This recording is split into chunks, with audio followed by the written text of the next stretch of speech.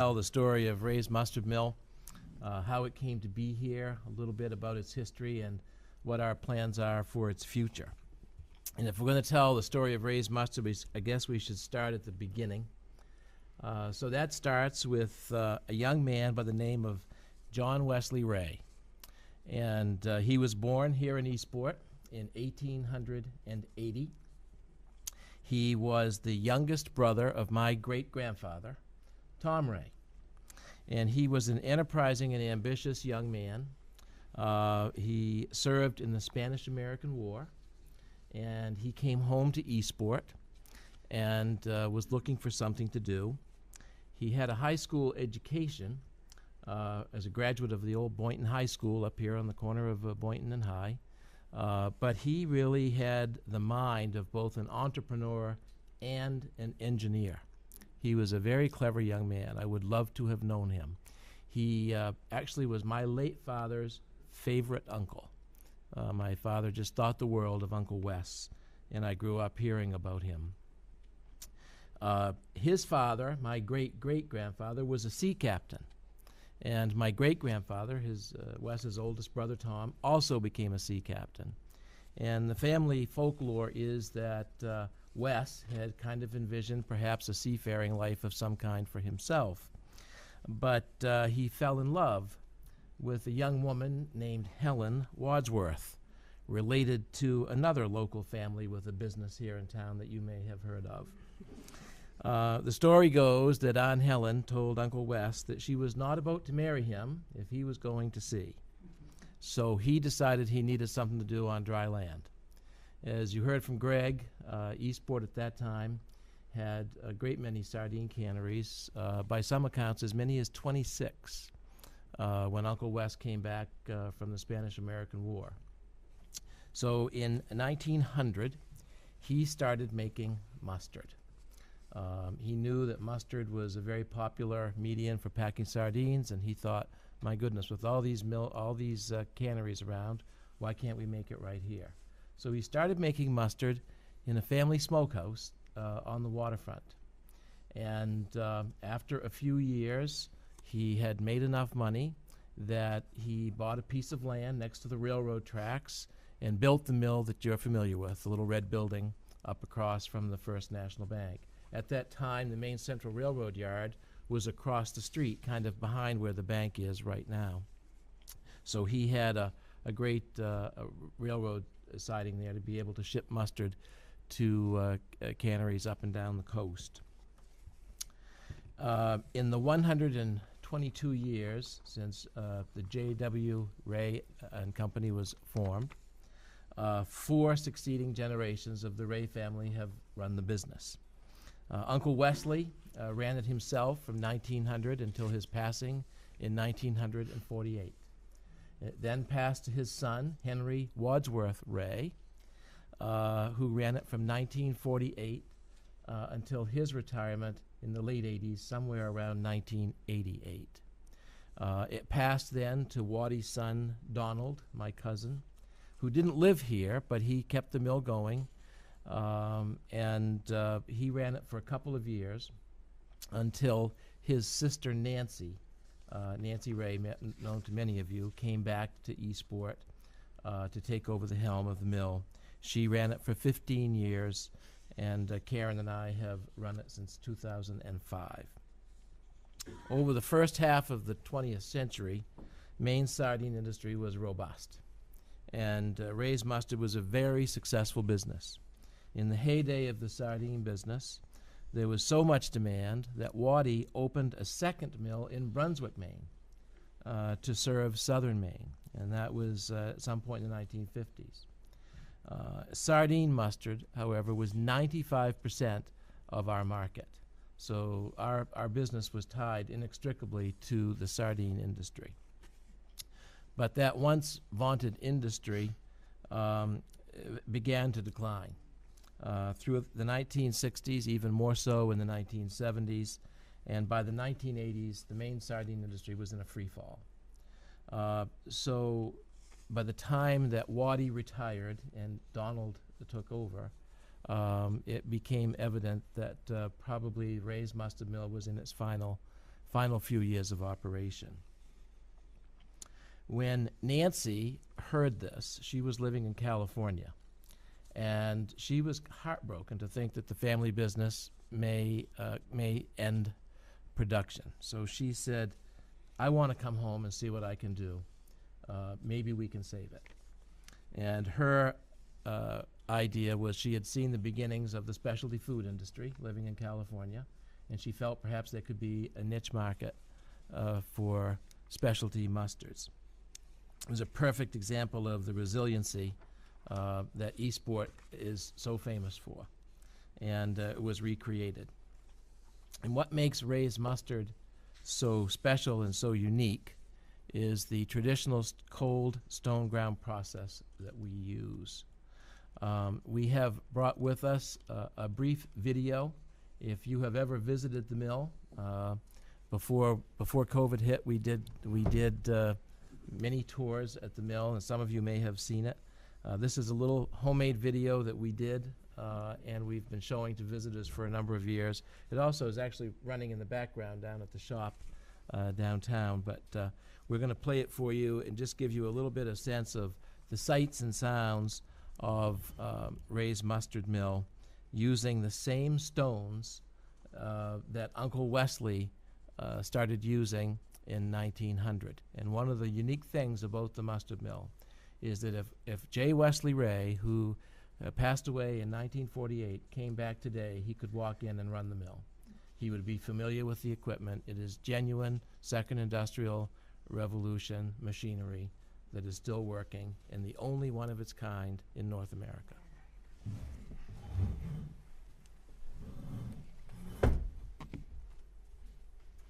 It's beautifully narrated, you'll find. Oh, it's on mute. It's on mute. Where's the mute button? Ah, Is it on the other one? help. Well, we can back it up. The mute button's right here. Hello, I'm Kevin Raye. My wife Karen and I are the fourth generation of the Raye family to own and operate Raye's Mustard Mill, the nation's only remaining traditional stone ground mustard mill. The late J. Wesley Raye, the son of a sea captain, began making mustard in 1900 in the island community of Eastport on the rock-bound coast of Maine, the easternmost city in the USA. In 1903, he built the historic mill where Raye's mustard is still made. It is now a working museum. The authentic stone ground process we use to produce mustard was developed in the Middle Ages. The most frequent comment of visitors to the mill is that they feel like they have stepped into Willy Wonka's chocolate factory. The first step in production is a winnowing process, where the mustard seeds spiral down this auger-shaped winnower, separating the good seed from the chaff. Once sorted, the seeds go through rollers, where they are flattened into flakes. We use yellow seeds, oriental seeds, and brown seeds. The mustard is mixed with cold water from our 400-foot-deep artesian well and white distilled vinegar in a batching tank where it soaks overnight. At the heart of the mill lies an overhead drive shaft and a series of belts that operate the stones. Authentic turn-of-the-century engineering. Engineering that has stood the test of time. Through careful maintenance and preservation, it works as well today as it did more than a century ago. The ingredients are pumped through a series of 4 large stones.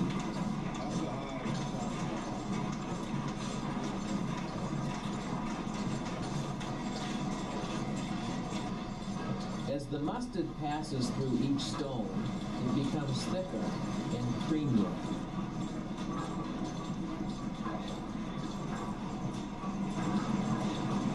Until finally it flows into large barrels. Unlike modern cooked mustards, our traditional cold grind process preserves the volatile taste qualities of the natural seeds and spices. In order for our mustards to develop their full and complex flavors, we age them for several weeks. After the aging process, we add the final all-natural ingredients to our award-winning mustards. Then flavors of gourmet and specialty mustards are bottled and ready to enjoy. From sweet to hot, from yellow to brown, no matter your preference, Raye's has a flavor to please your palate. Our ingredients are not genetically modified, and we use non-irradiated spices, making Raye's mustard the natural choice for you. So taste the flavor that modern technology left behind. For more information on Raye's mustard, call 1-800-853-1903 or visit us on the web at www.raysmustard.com. Where's the mute button?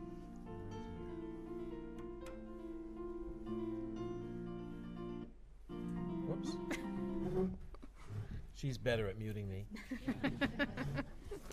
So that gives you a sense of why Raye's Mustard is here and the process that we use. And now Karen will tell you some about the business. All right, well, thank you. So Kevin and I moved back to Maine from Washington, D.C. in 2001. And we built a house at on Boyden Lake. And Kevin very shortly thereafter got elected to the Maine State Senate. I was doing consulting work from home, didn't know anybody. I was Kevin Raye's wife, but I didn't know anybody. I'm now Karen Raye's husband. Exactly. So I was getting bored, and we talked about it, and I said I need to get to know people in the community. And we actually thought, we were like, well, let's talk to Nancy and see what the future of Raye's Mustard Mill is. So we talked to her on July 4th, 2005, and what we learned was that she was already in conversations with somebody to sell the business. And very likely that new owner was going to take the equipment and move Raye's Mustard from Eastport. So she was very happy to learn of our interest, and she quickly shifted gears, and we bought the business by October of that year. Since we purchased the Raye's Mustard 17 years ago, can you believe it? There's several things that I'm particularly proud of. The first is our crew. Our past and present, the people who have worked for Raye's Mustard and work for us today, they truly are the best. And they're so proud of the product that we produce and how we produce it.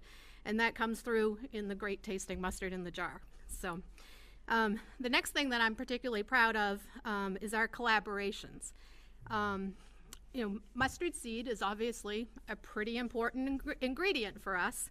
And so we just negotiated a deal with Buck Family Farms in Mapleton, Maine, up in Aroostook County. And they now grow our yellow seed for us. So we're really excited about that collaboration. Since the business, when Nancy started, she started with 3 original flavors. Today we have over 30. And that is because of collaborations. For instance, we collaborate with a number of the Maine breweries. We do Shipyards Beer Mustard. We do Sea Dogs. We do Maine Beer Company in Freeport, Atlantic Brewing in Bar Harbor, Gagan's. We do 2 beer mustards for them, and Horn Run Brewing Company right here in Eastport. We make their mustard. And a cool thing about the breweries is many of them buy their hops from Buck's Family Farm. So it's a triple collaboration. They use the hops in their beer, and then we use that beer in our mustard. So that's kind of a cool thing. And trust me, I use that in my grant applications because they love collaborations. Our wine mustards are made with mead from Maine Mead Works in Portland and Winterport Winery in Winterport. And then we use Maine blueberries and Maine cranberries, Maine maple sugar. And then the other thing we do is we sell our product to other people who use it as an ingredient in their products. So we work with a number of other Maine food producers who are making salad dressings or the like that. One other thing, the recognitions. Our recognitions in politics, we used to be in politics, is called earned media, free media. And Ray's Mustard gets a lot of earned media. And you know, here we are in Eastport, Maine, the easternmost city of the United States, right? Pretty small town, but we really get a lot of great press. A couple examples, and perhaps you've seen them. Rachel Ray magazine named our top dog as the best ballpark mustard in the world. Martha Stewart, she's featured us multiple times, but most recently she was the guest editor of Down East magazine, and she included us on her favorite things in Maine list. And she did a 5-page spread in her magazine all about Ray's Mustard. That was right when we first purchased the business. Oprah's magazine had our fall harvest, the cranberry mustard, in a recipe. And it's very interesting when this happens, you see that, you know, the phone starts to ring. Forbes Life magazine included us on the list of the world's 6 best mustards in the world. Our Down East Schooner mustard, which is our classic yellow mustard, the one we've been making since 1900, that mustard has won a gold medal at the Worldwide Mustard Competition so many times, I can't even tell you how many. We were included in Yankee magazine as 2 people in Maine you should meet. And I think it had everything to do with the mustard. And then Maine Biz designated us as one of Maine's top 10 iconic products, and that's just really cool. I mean, we're right up there with the lobster roll and the whoopie pie. So that's good. And then our most recent was we were featured, and they did a great piece on Eastport. They had the fisherman statue. They were downtown filming, but we were on Maine Places and Spaces, which was a statewide television program, and our feature was did a feature about Maine products. So while all those accolades are awesome, it's all about sales, right? So just to give you a little sense of how we sell our Maine-made product, our Eastport product, is we go to market a variety of ways. You know, they talk about product diversification is important, but so is channel diversification. So we currently sell retail through the gift shop, which actually is now an entity of the museum. We do online sales, and our online sales went through the roof with COVID. We were fortunate because we already had a website up and running. We already had the shopping cart feature and everything, so we were blessed with that. We do wholesale, we do distribution sales, we do food service sales to restaurants, and then ingredient sales, which I mentioned earlier. So that all sounds pretty amazing, doesn't it? Well, not so amazing, because a business that's 122 years old doesn't get here without having ups and downs and many challenges. And the biggest challenge that we have faced is the building at 83 Washington Street. That was not built to be there for 123 years. So we are now working on the next phase and what we're going to do with that, and I'll let Kevin talk to you about that. Very good, thanks. And before I get into the challenges of the building, one thing that came to mind when Karen was talking about the Down East Schooner mustard and all the awards that we've won, so many gold medals for that classic yellow. There's a cute story about that mustard. When Nancy started making specialty mustards in 1990, she had just 3 flavors, and that one was called Original. It was the original mustard because it was the mustard that the family had been making since 1900. And it just was not selling. And she was dumbfounded to think that that's been our bread and butter all these years, and it's a wonderful mustard. Why is it not selling? And she was sitting in her office upstairs in the mustard mill, and on the wall hung a picture, which we still have in the mill, of my great-great-grandfather Ray's sailing vessel, the Mary F. Pike. And it was moored down here in the harbor. And it was a picture taken probably in the 1880s or 1890s. And she was looking at that picture, and she had an epiphany. And she renamed Original as Down East Schooner, and it immediately became the #1 seller. I think that says a lot about the Maine mystique and how people feel about Maine products, and just the image that conjures for people. the Down East Schooner mustard. So that's how it got its name. Karen mentioned challenges, and of course we have many. Anybody who runs a small business understands the challenges involved, and keeping a family business going for 120 plus years through 4 generations is extraordinarily challenging. So obviously COVID was a huge challenge for us. Karen mentioned our online sales went through the roof, which they did, and thank goodness they did, because our food service sales were devastated. We absolutely lost everything. So we were very fortunate there. But the chief challenge we've encountered has been the building. We bought the business at a time when the building was already old. It was already a very challenging building in which to do business, because honestly, it doesn't have a foundation. It was just built on the ground, and it's been slowly sinking for 120 years almost. There's been a lot of jury rigging to keep it running. In the back of the room is Jerry Morrison, who many of you would know as one of Eastport's 2 harbor pilots, but he also has Morrison Manufacturing. And when you run 120-year-old machinery, it's not like you can call up a parts store and say, listen, I need some parts for 120-year-old machinery. But fortunately, Jerry is a metal fabricator, and he has been able to reproduce machinery that is long since defunct to help us keep that mill going. And we've been very fortunate to have somebody be able to do that locally. But it's a stress on the machinery to try to operate in a building that's kind of slowly sinking down around it. So we recognized when we bought it, we were buying something that was going to be problematic for us, but we knew somebody was going to have to solve it. It might as well be us. So we commissioned a structural engineer's report so we could really understand the state of the building.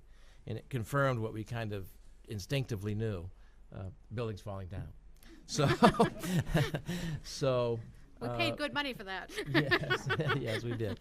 But we knew that we could build a small company like ours, a small family business like ours. You know, we could go out and borrow the money and build a little metal building and put the stones in it and make mustard.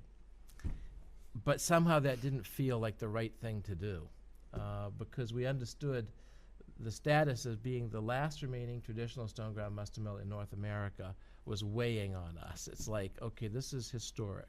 We knew that it was a major tourist attraction for Eastport, because we have so many people through the mill, thousands of people every year through that mill. And many of them tell us that they drove all the way here to come see us. And you know, while they're here, they're doing other things too and discovering there's great things to do in Eastport, but we know that that mill brings people here. So we were really scratching our heads and trying to figure out what to do. We didn't want to abandon the old mill and lose the historical significance of that place. We had been billing it as a working museum for quite some time, sort of informally. But we decided to convene the best minds that we could think of. So we had sort of the alphabet soup of economic development people. We invited them to come to Eastport, and we sat down at a big table in the shop at the mill and just brainstormed. We had the folks from EMDC in Bangor, the Economic Eastern Maine Development Corporation, folks from the state. We just brought everybody together and included Tony McKim, who grew up in Eastport and is president of First National Bank. So we explained that we are committed to doing everything in our power to make sure the mill survives, and that we want it to remain in Eastport as an asset to the community. We felt, and we still feel, that that is a vital component of our succession plan. When we're no longer at the helm of Ray's Mustard, we just don't want it to go someplace else. We want it to stay in Eastport. So everybody at the table that day understood that, and they bought into it, and they supported us and agreed that Eastport and Ray's Mustard are synonymous and they ought to stay together. So we just brainstormed, and an idea came out of that meeting. It was actually the brainchild of Mike Obie, who was president of Eastern Maine Development Corporation. and had been a former economic development commissioner for the state of Maine. He said, have you ever thought of having a nonprofit business? I'm like, oh, we really are. We already are. Karen says, we got that down. And everybody laughed then, too. Yep. It was a good line. But anyway, he told us, he said, I really think you should consider having a nonprofit stand alongside your business, because you're trying to do two different things. Your business is trying to make mustard, but you need an entity that can run a museum and that can, fund a museum. So we set about to secure 501c3 status through the IRS, which is not an easy process. But we really did our homework. We employed got the right help to help us through the process with a CPA and people who understood the process. And we spent a lot of long hours and late nights working on the application, and lo and behold, we got that approved. And so the Ray's Mustard Mill Museum was born. And so we have been working, believe it or not, we've been 5 years in this process leading up to where we are today. There's been a lot of legwork and due diligence to go through all the steps that are necessary. So what we're doing, or in the process of, that we are going to make the nonprofit Ray's Mustard Mill Museum the owner of the property. We're going to put them in the driver's seat, and we are going to give them an element of control over those stones.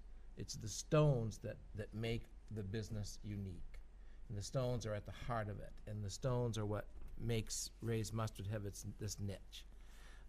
So we're setting up that Ray's Mustard Mill Museum will have a control over those stones, so that whoever owns J.W. Raye and Company in the future cannot take those stones and move them to Portland or Hartford or Boston or any place else. They're going to have to stay right here in the museum. And that's our effort to try to control things from the grave. We want that to be an asset for this community well into the future. So we have, as Karen mentioned, we've turned the gift shop over to the museum. The museum, the profit from the gift shop no longer supports the company, it supports the museum. And we are going to be renting the museum is going to rent to the company the space to do production. The company will pay fair market value to the museum, so the museum will have a steady source of income from rent from the company and from sales from the gift shop. So we've been through a lot of due diligence in terms of economic modeling and a Pages. examination opinion, which is like Financials. like a multi-year audit into the past and the future, and it all works. So our this concept that we had and this dream of how we can make sure that this continues to be an asset for eSport, it all works. And so we're really excited about that, and it's been worth all of the long nights and due diligence over the past 5 years to get us to this point. It's an innovative way of making sure that Ray's Mustard Mill and Museum is here in eSport long after we're gone. And now Karen can share our vision and plans for the building and its future. I have to say, that sounded kind of impressive. I'm impressed with ours. No, but what's the most exciting is what our plans are for that building. And John Kinnear is here. He's an architect from New York, but he has strong eSport ties. And Right here in the front row. We're so glad that he is our architect for this project. And after we're done talking and we do questions and answers, if you want to take a look at the drawings, and we can answer questions on that later if you'd like. But just a quick snapshot of our vision for what we're going to do. The front part of that building, for anybody who has been in there in recent years, was the gift shop. That part of the building was added in the 50s, 60s? Somewhere.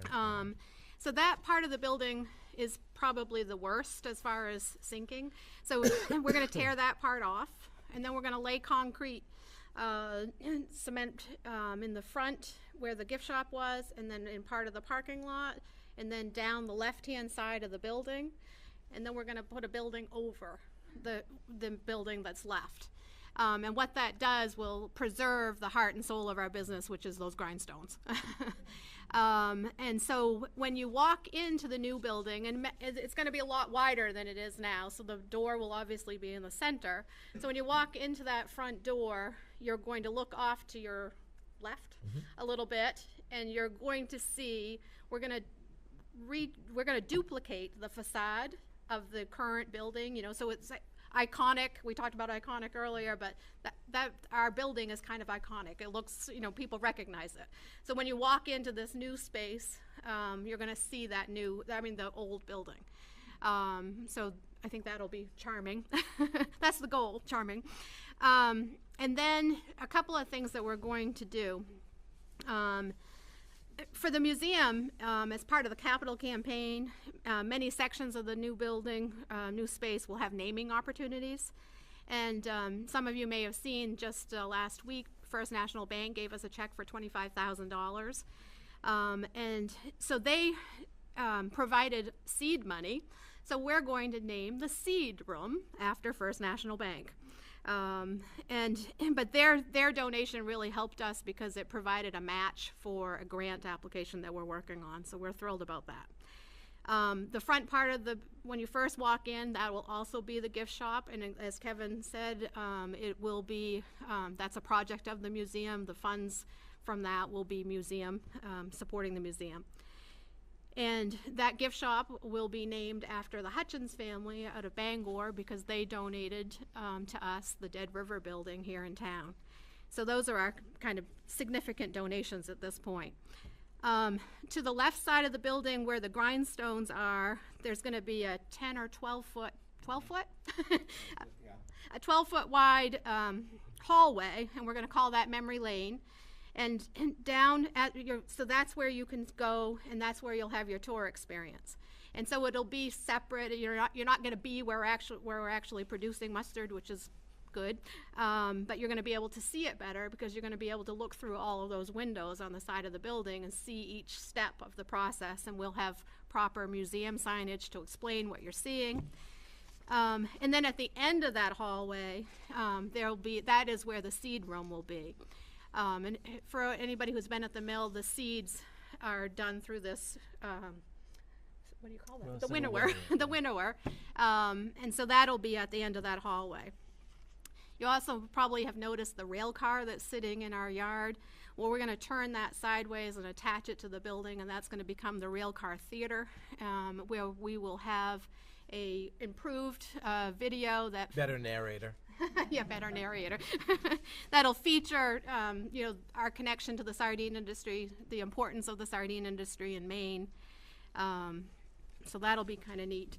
We're going to have a chef's kitchen. One of our programming, as we're getting closer to this, so this is becoming somewhat of a reality. So now we get to think about programming. And so one program that we would love to do is a chef in residence program, where we teamed up with, and we brought culinary students from, here in Maine and who knows from where, but bring them here and teach them how to cook Maine products, particularly, Cobscook Bay scallops, Maine blueberries, and obviously we want them to cook with mustard. The space will also have classroom space, probably in the mezzanine. We haven't finalized that yet, so that we can bring students in and do class trips and things like that. And I mentioned the partnerships. I think the most exciting meeting that we've had since we've talked about this was we met with the director of the Maine Discovery Museum in Bangor, and it was just a really cool meeting because we were finally thinking about the next steps. We weren't thinking about the money, we weren't thinking about the drawings. We were actually thinking about, when we get this done, what are we going to be able to do? And they have a program called the Invention Convention, and esports schools participate in that. And he said, you know what, that would be so cool if the esports students that are involved in that program, if they could meet at your mill Perhaps it would provide some inspiration and just a cool collaboration. So we're going to work on that. We also had a Zoom meeting with the Maine Library Association, and they're really excited about what we're doing, and they work with educators, particularly STEM educators, science, technology, engineering, and math. Mustard, right? And mustard. And mustard. Good one. I'm going to steal that one.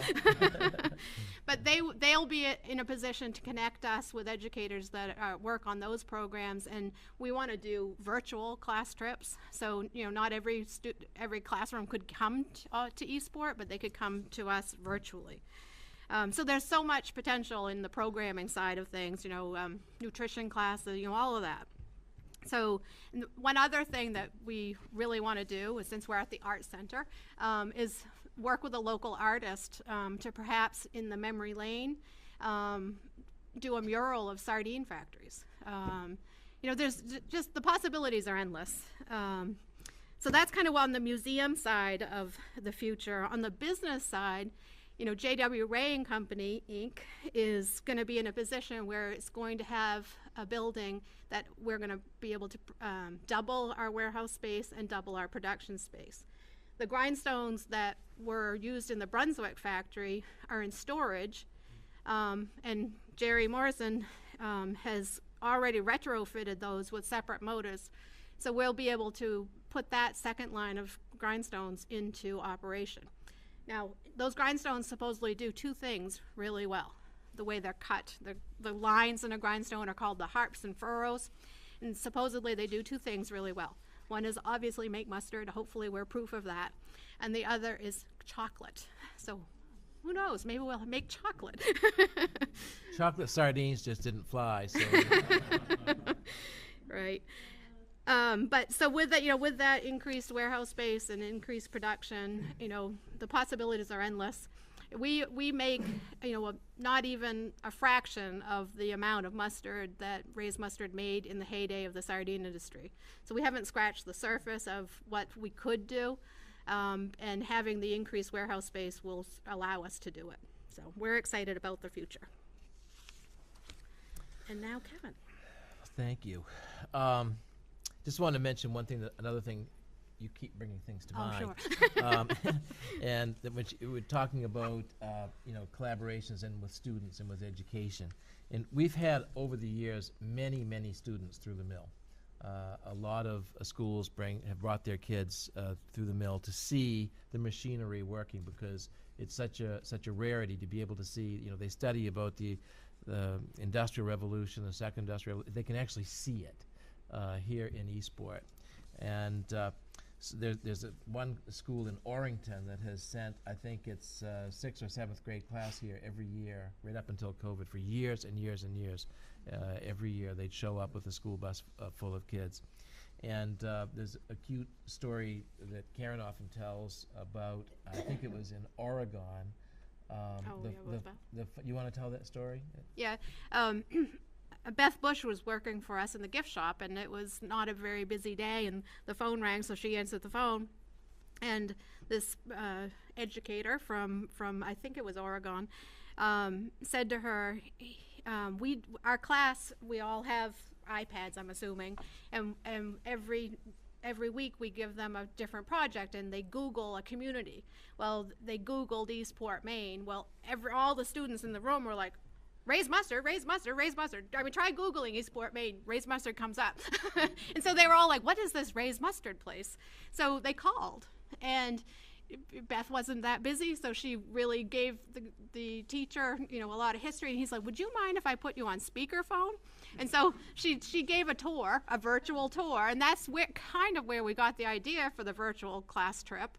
But we'll add cameras to the process. But she talked to the students about eSport and about the sardine industry, and everything we kind of have shared with you already here today.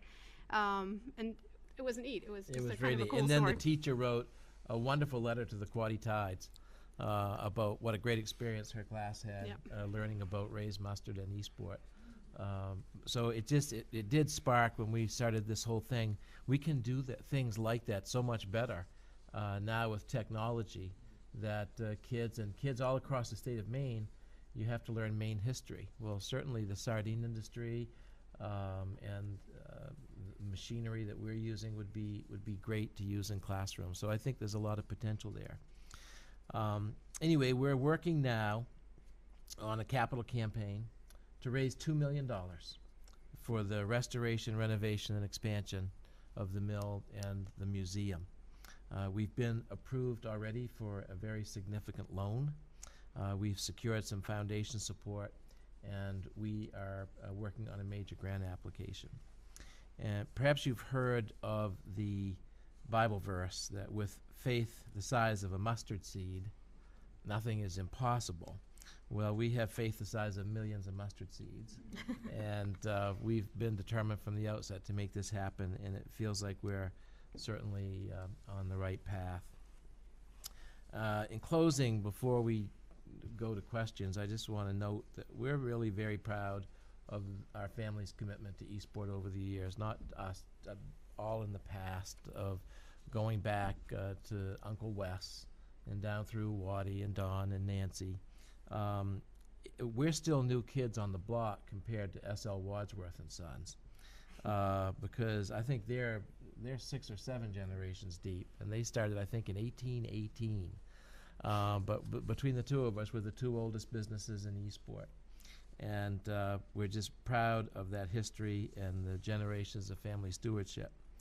And I also just want to acknowledge, and we intend to acknowledge this in a very significant way in the museum, the wonderful people who have put in so many years working for Ray's Mustard. The crews going way back. We still hear stories of Elzer Dinsmore and Percy Quigley, who worked. They were the managers who worked for Uncle Wes way back from the early 1900s up through the middle of the century. And Basil Cammack Sr. and Basil Cammack Jr. and Willard and Clarence Suddy, the Suddy boys as they're known here in Eastport, who really helped operate the mill for 30 years, 30 and 32 years respectively. And people like Brenda Booker, who has recently retired, and Bobby Knight, who just retired 3 weeks ago, who have really been stalwarts. Karen mentioned we're proud of our crew, and I think that's been the case over the years. Just been very blessed to have good people work for us, people who take pride in what they do, who understand that it's unique, that nobody else doing what we do anywhere. And they know that it's become an art, and I think they consider themselves artisans, and it shows in the quality of their work. One of the things that I love hearing when we give tours, so many times it will be somebody who perhaps grew up in Eastport, or perhaps they worked in a sardine cannery somewhere along the coast of Maine and say, oh, I remember getting shipments of those barrels and lugging those barrels, and they all have their own memories of Ray's Mustard. One of my favorite things to hear is from older people who recall being a child back in the day here in Eastport, when all of the mustard that was sold was, in barrels or rail cars. It was bulk mustard being shipped out to factories. And so the only people who used Ray's Mustard on the table were just local people. That was not a Ray's Mustard thing. So what would happen is that when people were running low on mustard, they'd send their kids to the mustard mill with a jug. And so little kids would come in and say, Mr. Ray, Mama needs mustard. And he would go out back with that down east accent. Yeah. Well, he'd go out back to the big tank. There was a spigot there, and he would fill a gallon jug up with mustard and just give it to the kid to take home to Mother, because it was just it was nothing. There's a little jug of mustard compared to what he was shipping out. So actually, in a nod to that tradition of giving away mustard, we've brought something for all of you, a jar for everybody to take home. And we're cognizant of the fact that today is Maine Maple Sunday. So this is our maple horseradish mustard, which just happens to be my favorite out of all 30. So before you leave, please everybody take a jar of Ray's maple horseradish mustard. And with that, we're happy to answer any questions. If there are questions and answers, when that's concluded, we'd love to have you take a look at our architectural renderings. And John is right here, the guy who's doing that work for us. It's not in its final form yet. We're still working on, we pretty much have the outside down. We know what the outside is, but the interior design, we're still playing with it a little bit. We do know we want to have that classroom that Karen mentioned. So does anybody have any questions? Yes. Oh, wait. No, okay, one of us has all to right. pick. She's gonna pick. Okay, he Years ago, I heard a story about Ray's mustard, and I'm not sure if it's the facts that I received were true or not, and maybe you can clear it up. I heard that there was another mustard outfit trying to get in on the sardine business with their mustard, and your company and this company came to an agreement that they wouldn't sell their mustard in town if you didn't sell yours out of town. And that's the way it grew from my understanding of the story. Is there any truth to that? Well, I've heard that same story. we've heard in a very similar way, and we ordinarily don't use the F word, but I think you're referring to French's. Yeah.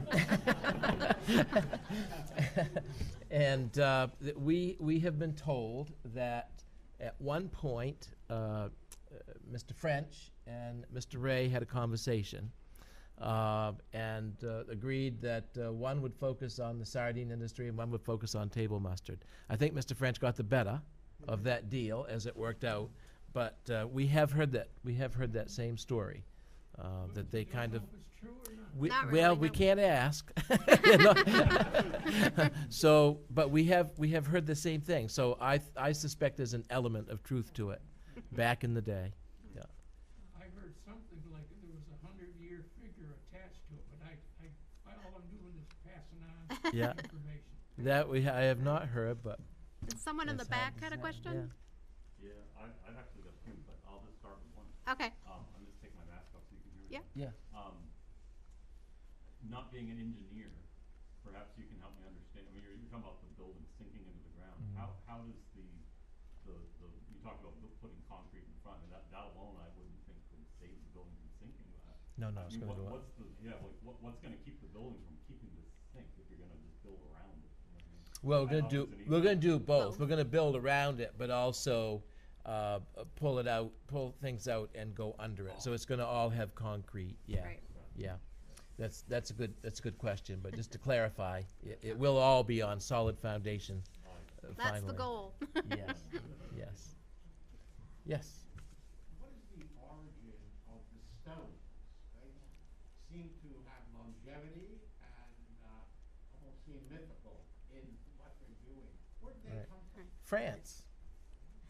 They came from France. They were purchased in France. From France in 1900. And here's another family folklore that we haven't been able to prove yet, but we're hoping we're going to find it in the company records. But the second line of grindstones that we have, we're told that were purchased from Hershey's Chocolate Factory, hence the chocolate connection. So I would love to find the purchase and sale agreement for that and prove that that's true, but that's what we've been told. So that's kind of cool. And we may find them because Uncle Wes and Waddy, for that matter, kept meticulous records. There are some wonderful things that we intend to put on display in the museum. One of Jay Wesley's grandsons, who lives in Ellsworth, has his desk, a roll-top desk. And we're going to display that desk in the museum, and we're going to put glass on it, and from time to time put different documents under the glass that people can read. There are some really cool things. There's a letter that we have seen in the records from Mr. Fleischman of the Fleischman Company. And Uncle Wes was buying vinegar from Fleischman's back in 1910 or 12, I think it was. And apparently he found a new supplier where he could get cheaper vinegar. And this letter from Mr. Fleischman, handwritten, in this wonderful script, It says, you know, my dear Mr. Raye, I was chagrined to learn. And then he went on to say that he was sure that they could cut him a better deal. And he said, I beseech you to reconsider and give us another opportunity to continue to supply your vinegar. It's like those kinds of things are just amazing, and I think people would enjoy seeing those on display. Question? So do you know what kind of stone that the grindstone is? Quartz. It's quartz. Quartz. Yep. Somebody in the back had a question? Yeah, I have a silly question. So when you talked about the donation of the land, is the building moving or, okay.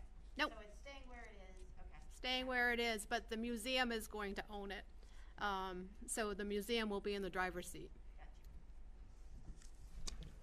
Gotcha. Yes, back here. I'm curious about the maintenance of the old equipment. Like in a grist mill, they used to have to take mill stones up and sharpen them and so on, whether you have to do that. And of course, in the textile mills, the belts were all leather and you'd have a cannery nearby. And what kind of situations do you get on that? Yeah, well, like I said, Jerry Morrison back here has been a lifesaver over the years in terms of helping us maintain the mill. And when something happens, you know, we put out an APB, and Jerry and his crew show up to take a look at it and say, okay, how do we keep this old thing working?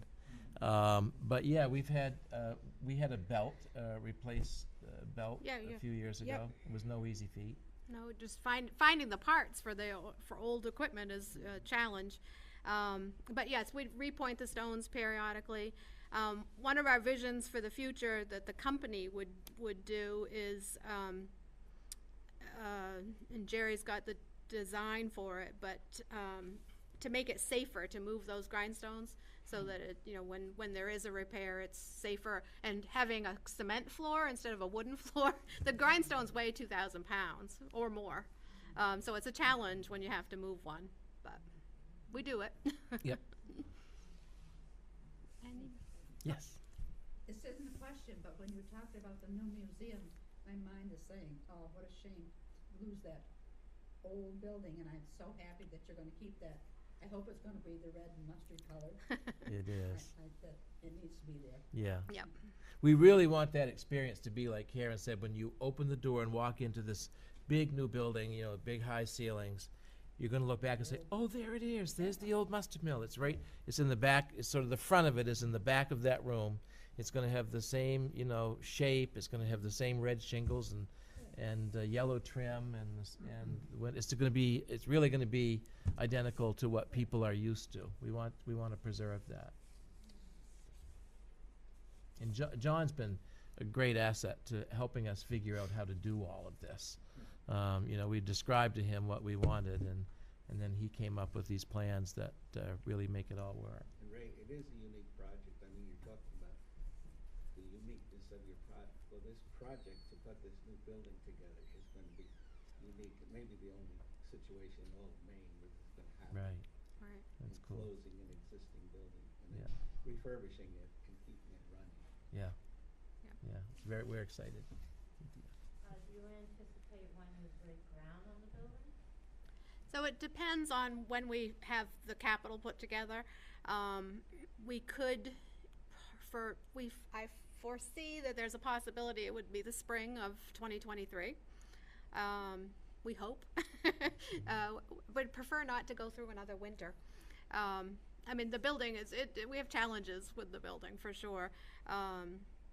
This is one of the reasons we moved the gift shop downtown, because it's we're glad to be downtown. And actually, I'm surprised nobody asked that question. Are we going to keep the gift shop downtown? Because we get that question all the time. And I think the answer is that yes, we will keep a gift shop downtown, because we've found that one, I think we're a draw to the downtown, but also people, I hear when I'm working in the gift shop, people walking by and they're like, a mustard store. I mean, they don't have a clue about Ray's mustard, so they never would have come up to the mill. So we're catching people on both ends if we do it that way, and we can, maybe have more gifts downtown and more food related things at the mill, or we'll figure that out. But the goal would be to have both places. I think Margaret had a question. Mark. To be truly authentic, you need to keep the sticky front door. Yeah, exactly. And the whole building needs to shake when someone slams it. Right. We'll ask that the floors not be straight, that they be crooked, and, yeah. Yes. The model that you all have come up with to pair a nonprofit with an ongoing for-profit company to save historic business like you have, are you aware of any other models where that has worked or where people have applied that? Because it's so unique and sounds like a super idea. We are aware of some companies that have created a separate nonprofit, and actually one of them's right here in Maine, Axiom Technologies in Machias. They had a for-profit business, and then they created a separate entity which was connected, and ours is connected through contractual agreements. You know, so the company will rent space at fair market value from the museum, and the museum will, you know, I don't know, the museum will do different things for the company, and those will all be contractual agreements. And we sat down with Susan Corbett at Axiom Technologies, and you know, she's a great businesswoman. She really gave us a lot of really good pointers on how to do it and how to do it properly, because it does have to be at arm's length. So we have a board of directors for the museum, and most everybody, I'm sure, knows Tessa Fatorik. She's the president of our board, and she's an educator and a tourism specialist. And then Jane Honig is our treasurer. She's a CPA, and she lives in Robbinston. And then Sarah Talbot, who is, you know, involved in a lot of things here in Eastport, is on our board as well. So the board members, you know, they listen to us. They want to do what we want to do to make sure that everything works well together, but it is a separate entity. Yeah. Yes. Great. I have a question about the process of developing new flavors. Mm-hmm. I guess an idea first, and then you have like a tasting panel, or what do you do? Different things. Yeah, sometimes, I mean, they've been, some of the flavors have been suggested by customers. Right. So I want to tell you something that just happened last week. Kevin and I were in Florida on vacation, and what part of our process in making the mustard is we add what we call a mash. And so you take mustard seed and you soak it in vinegar, and then you squish it out. And we had this machine to do that mash process, and we needed to replace it. So we ended up buying an apple cider press, and that works pretty well. But my crew, while we were out of town, decided, well, before we start using it for mustard, let's do some apples. So they did it, and then they were like, let's use those apples to make mustard. And I have to tell you, it is amazing. Very good. It's really good. It may well be the next Ray's mustard flavor. We're not certain if it's going to last. In other words, we're not sure if it'll be preserved. So what we might do, if it doesn't, then what we might do is go to and use a hard apple cider to make the mustard. But apple mustard was great. But we've done a variety of different things. You know, we listen to people's suggestions. We do the Freiburg Fair every year, and that's where we get a lot of ideas. People will say, well, do you have a tarragon mustard? Do you have this? Do you have that? And we kind of weigh what we should do. And They don't know how to work. no. Remember, somebody suggested bacon mustard. It sounded like a good idea, but not so much. And then we have like a naming contest, like the Musamaquoddy molasses. We created that because a friend of ours suggested molasses would be a great flavor, and we agreed. And then we had a naming contest, and Musamaquoddy because we're on Moose Island on Passamaquoddy Bay. So That one has the coolest label, I think. yeah. The Moose McQuarrie with the moose on it. Any other questions? Yes. A couple, kind of not really related, but what is the sort of the history of the source of the seeds? Like, is it a lot different where they got the seeds from in the 1910s versus today? Or? Actually, way back in the early part of the 1900s, Uncle Wes grew some seeds locally. But see, they were the production was very different in those days because they were just producing massive quantities. I mean, they were working day and night. The mill was running. When the sardines were running, the mill was running. And so they produced, massive quantities shipped out on rail cars and in barrels. But for our purposes, when you're doing year-round production in smaller batches, the mustard seeds have to keep. You can't. They have to be very, very dry in order to be able to keep them on hand, or they'll spoil.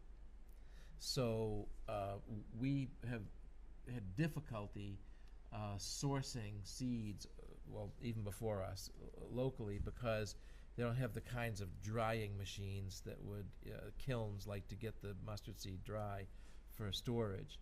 So it was coming mostly from the upper Midwest, like even Saskatchewan, North Dakota, that part of the continent where they grew mustard.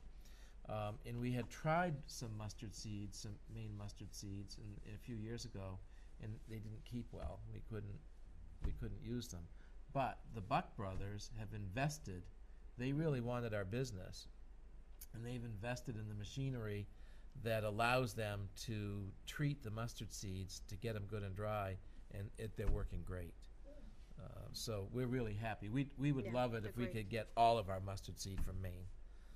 It's a great collaboration.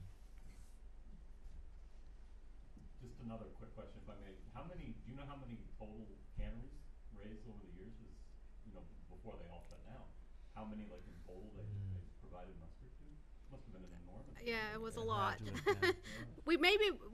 We have all the company files from the years ago, and actually one of our employees is going through them and kind of cataloging them so that we can have things to display at the museum. So perhaps we'll have the answer to that, but I don't know it now, but it was significant. Because it wasn't just Eastport, it was all along the coast of Maine and beyond. Right. That was, we're buying, and they bought, you've heard, anybody who's lived in Eastport for a long time, you know about liquid gold? Ray's Mustard's liquid gold. That is a runnier version of the Down East schooner. That's pretty much what was the sardine factories used. But we would have variations of that recipe. It was a number 7 or a number 5, or this person wanted a little more pepper in it. And so we had all variations of that liquid gold recipe. That's the one that they use at Rosie's.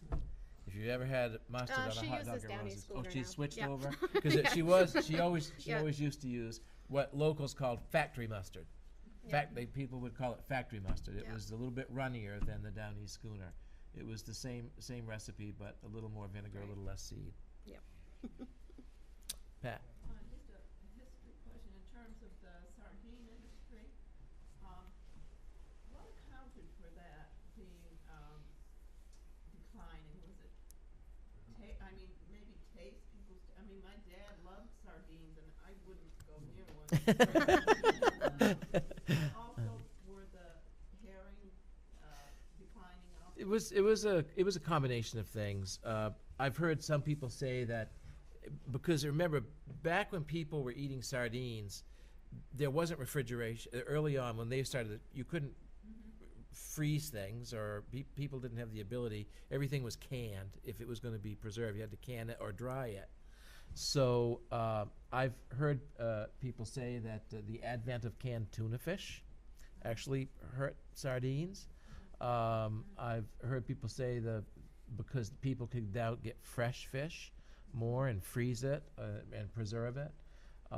There was an element of overfishing was part of it too, and there was environmental laws that ended up, I think, making it more difficult. Some environmental laws made it difficult to put the fish waste back into the water, which is what fed the lobsters and the crabs, and it actually helped the fisheries.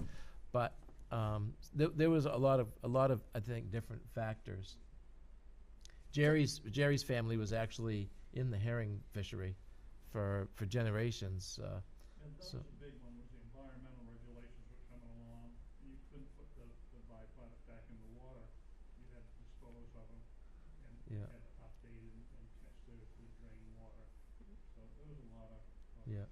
The last sardine factory in the United States closed and I believe it was 2010, because we had just bought the business in 2005, and it was Stinson's factory over in Prospect Harbor, and they were not using our mustard, but we met with them, and the gentleman there, he wanted to use our mustard, but his company was a big company, and they had corporate things they had to follow. They made one of the corporate parent made a powdered mustard, and they required their subsidiary to use it. And the guy who ran the factory said, "Oh, our mustard sardines have been terrible ever since we went to that. We want to go back to yours." But they before they ever got a chance to, they closed. And yeah, it was ended up being owned by Bumblebee, and it closed in, I think, 2010. So that's the last one. We're still here. There's one company that does still pack fish in Ray's mustard, and it's Looks Gourmet Food Company. Usually it's the Bar Harbor brand, but they're in Whiting, and the fish is packed in Canada. But they're the only people that still pack in mustard. So. And it is available at the Ray's Mustard Museum shop. It is. For a mere $4.95 a can. Well, thank you very much for your attention.